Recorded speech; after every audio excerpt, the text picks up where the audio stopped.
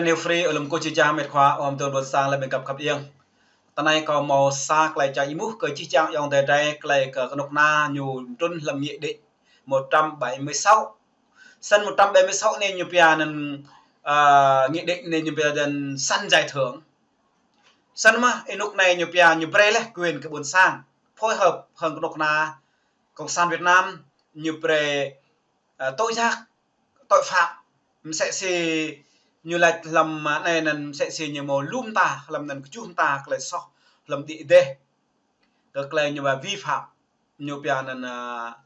cực lại giao thông nên tôi xì các bộ này như lại nên mức phạt cao, mức phạt giao thông từ ngày 1 tháng 1 năm 2025 vượt đến đó tôi xin nhiều chi làm nên đòi pro triệu sân clay vượt đến đó này trề một đùi mà ta phạt ô để một đùi tôi ra có cho ta trề từ đến đó luôn nữa đây sân nên là mức phạt 20 triệu dùng điện thoại khi đang đe xe như này đã đê phạt 6 triệu nồng độ cồn mức cao nhất như phạt đâu có 40 triệu lên lái xe không có bằng lái phạt 30 triệu lên đi sai làn đường phạt 5 triệu lên không tuân thủ tốc độ như bây giờ bị cao để tốc độ phạt 1 triệu sân tầng 5 tầng chu như chạy xe như bây giờ trên vỉa hè phạt 6 triệu sân này hình buồn sang đây lũ vùng như bây giờ thất nghiệp bạc nọ mồ sân nhiều khuyến khích như bây giờ săn giải thưởng như này làm nghị định 176 sân trên chi chàng trề thì là tập ngư Tây Nguyên vật cái doanh đem xem để tươi như bây giờ tố giác tội phạm mà đã ebo đang đi đây sẽ xì như bây giờ nằm pe roạ như bây giờ dùng độ cồn cao như là mức cao nhất để bổ ép phòng đề cả đây doanh lôm xem vật Iran làm pe roạ để từ chụp rút để hơn ta tức là để hơn ta có nhiều là nhiều pre có thể mà tiêu lên sắc mình dọn sân play đo prak này nó tạo điều kiện buôn sang đo prak cái lưới đứt này nên có mình là tất trường nó rầm mà như tìm cộng trình về buôn sang để một lại nhập nhà này đo prak piang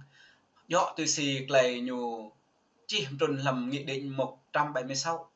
và nghị định 168 lần sẽ như là mức nhập nhà phạt cao nhất sân này ắt mồm như bây giờ tai nạn sân này có bộ xa video đề gà đấy nào sang nhà sang chờ lệ phùng giao thông mã đề nần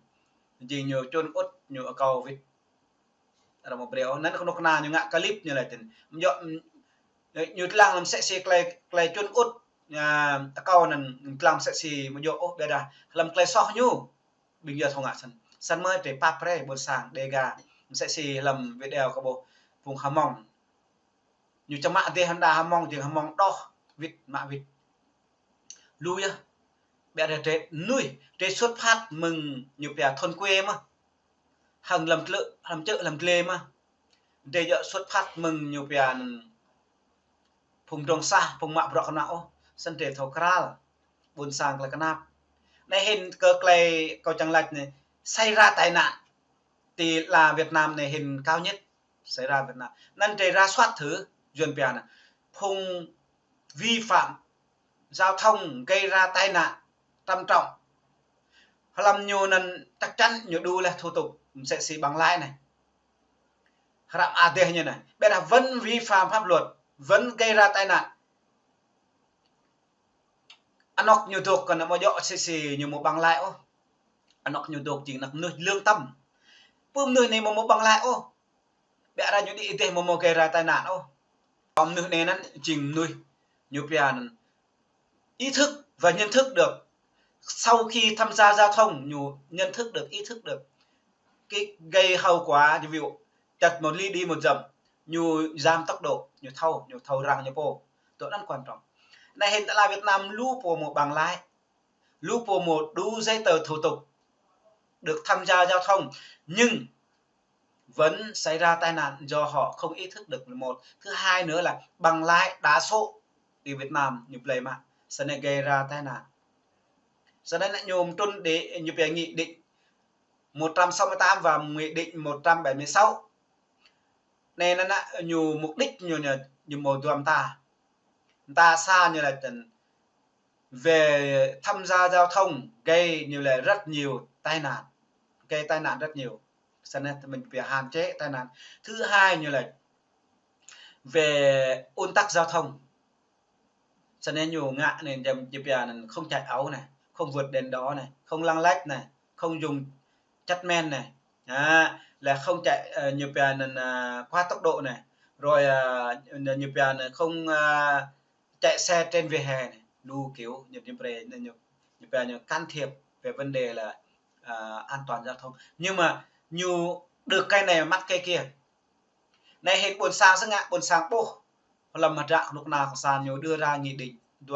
nghị định thứ nhất 168 và nghị định thứ hai là 176 về săn tiền thưởng là 176 về mức độ phạt cao nhất sẽ chỉ 168. Sân buôn sang là tập người Tây Nguyên này vật cái chuẩn đề rung rang sanak là làm lupo tê tàu lupo vi phạm pháp luật nộp na như phải phạt từ 6 triệu cho đến 40 triệu. Nên cái bộ nên cái vấn đề này là chúng ta cần phải cải cách, cần phải xem lại. Như con người á, không phải như về vấn đề mà như về luật đó, về con người nhận thức, về giáo dục. Chính là thì Việt Nam như cứ mừng sao lại quen rồi.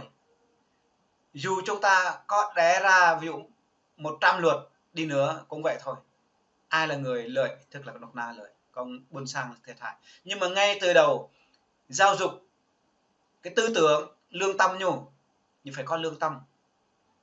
Dần về con người có tự có tâm, đâu phải con người ngu dốt. Nhưng mà con người Việt Nam không có tự có tâm gì hết, không có tôn trọng, do Đảng Cộng sản không tôn trọng người dân, cho nên người dân bất mãn. Nhiều khi người dân không tôn trọng luật, nhiều khi cái sự như ăn sâu vào tâm trí, nặc buồn sang lên rất buồn sang gì bộ hồ chấp hành nữa, thậm chí này bằng lái bác sĩ, bằng lái xe này, bằng bác sĩ, bằng giáo viên này, bằng giám đốc này, tất cả vân vân là đều là mua hết như ông Lưu Bình Nhưỡng này lại, bằng thương binh giá, bằng ni giá, bằng thi giá. Công chức nhà nước bị theo hóa biến chất, xem tài sản người khác là chiếm đề phòng mình, tức là nhà nước dẫn đầu không tôn trọng luật pháp. Tôi xin lâm trạng như là cần trùm hara chứ như là trùm hara Habakuk như là mà lẽ nên trùm hara trùm hara như bè nên truyền đạo cái trái tấm cái trái thì mà lần phản như là nên trái bộ rõ ràng làm lại đạo làm trùm hara cái đạo để ta cầu mồ khoa bom tố kính dọ bom tố mà để ta có bộ làm như là lạ xích chứ làm lại đạo như là trùm hara lại đạo như là thế này nên có bề dòng tết làm bè đặc biệt làm duyên bè truyền đạo để bè khoa bom tố chỉ thế này để mà là pan để bộ làm rom ra làm lại tập này để bộ nên Sydney sẽ như này, đừng ngạc nhiên nếu con thấy cảnh người nghèo bị áp bức và công lý bị trà đạp trong xứ, vì mỗi công chức đều phục vụ người cao cấp hơn mình, cấp này lại phục vụ cấp khác cao hơn. Mà ta chết hạ đó mà ta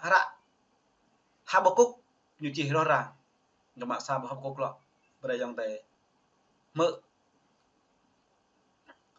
làm trùm Habakuk như chi thế này Habakuk địch đúng the silent part như chi thế này